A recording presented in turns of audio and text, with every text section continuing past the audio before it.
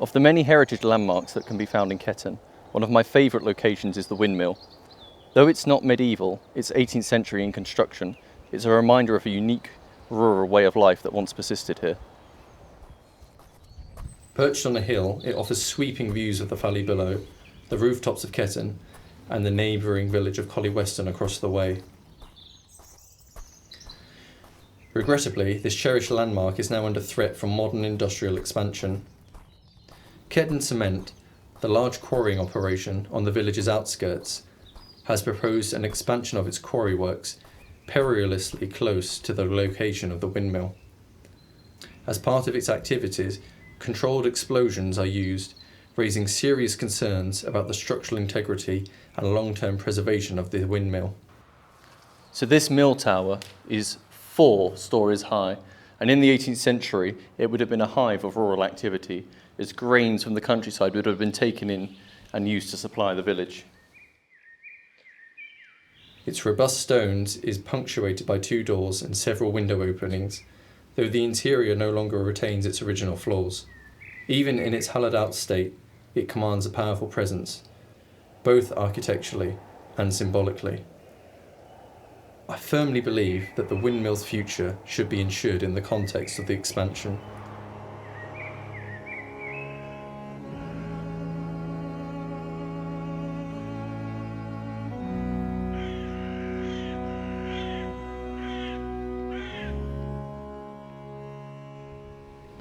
Moving from Ketton's architectural heritage to the living landscape, we come to Paradise Field, which is an area of immense historic and environmental value and is watched over by giant redwoods standing sentinel.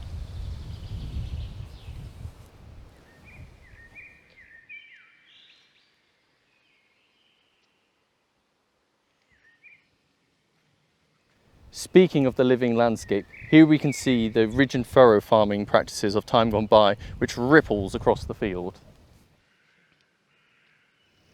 These undulating formations are the last visible traces of a medieval open field farming system, a communal agricultural practice that once shaped much of England's countryside. Ridge and furrow refers to a distinct pattern left by centuries of ploughing with ox-drawn ploughs. The ridges were the raised planting beds, while the furrows were the depressions between them, formed as the soil was repeatedly turned in the same direction. This system, widely employed from the Anglo-Saxon period through to the 17th century, involved entire villages working together in large open fields. Each household cultivated narrow strips scattered through the communal areas. The visual result, now fossilized in the landscape, is a kind of rippling earth, a record of centuries of subsistence farming. These features are both subtle and profound. They are at once aesthetic, agricultural, and archaeological.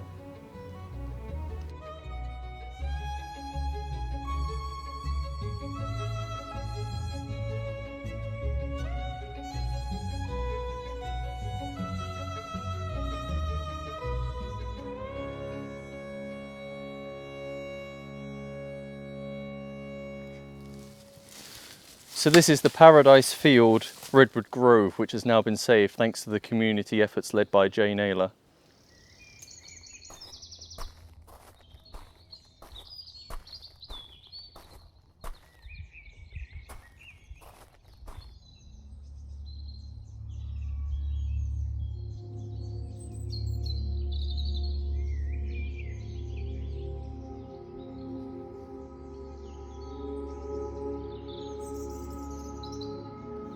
Paradise Field, with its ancient trees and preserved medieval ploughing lines, serves as a living archive of human interaction with the land. In a modern age where agricultural practices have become increasingly industrialised and heritage sites increasingly vulnerable, it is essential that places like this be recognised and safeguarded. They are not only beautiful, they're instructive. They tell us how our ancestors lived, worked, and related to the natural world. They anchor us to a longer story. Ketton is more than a charming village, it's a centre of English history.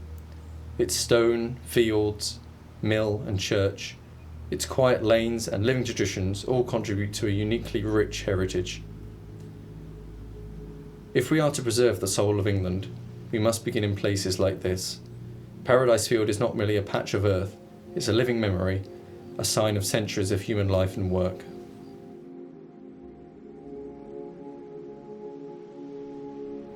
I hope you've enjoyed learning about the beautiful history of the little village of Ketton.